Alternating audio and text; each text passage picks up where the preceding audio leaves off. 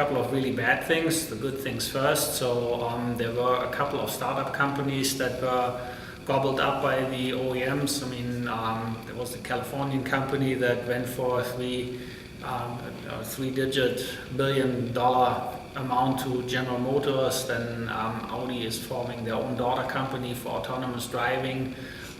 So there's a lot of positive movement in the industry. I think right now this is on top of the cycle. So I think all of this is positive. This is going to help the consumer. But then we also had the tragic first death of a person that was driving in an autonomous vehicle, and that really raised a lot of questions on how we engineer these vehicles, whether we make sure that functional safety is properly addressed, and so it didn't really help to raise the consumer's confidence in autonomous vehicles. So I think some of the things that are going to come in, I mean, so some of the technologies that might migrate into the field. So I mean, machine learning is definitely one of the things that seems to be on the high points.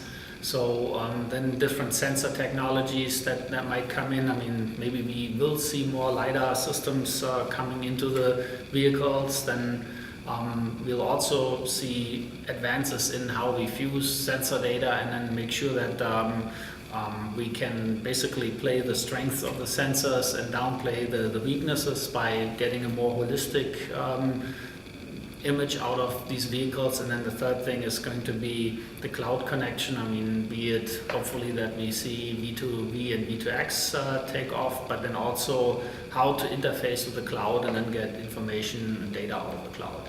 Beautiful. And how do you think the industry will progress both regionally and globally?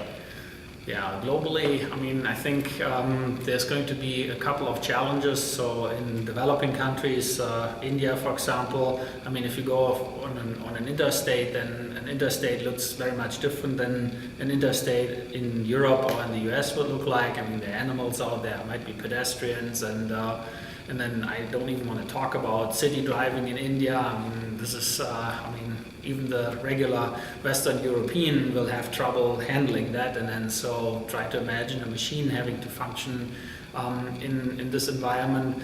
But then the other thing is also legislation globally. So we have to figure out how things will progress in Europe, how things will progress here in the US, and then we'll see how that takes us. Well, this is an industry where even the OEMs struggle with the topic, and the OEMs have hundreds of engineers. I mean, they've got billions of dollars worth of budget, and so then if it comes to them, they are not absolutely sure about the technology. And then even I think Sergio from FCA has indicated that he thinks that collaboration will have to take place amongst the OEMs.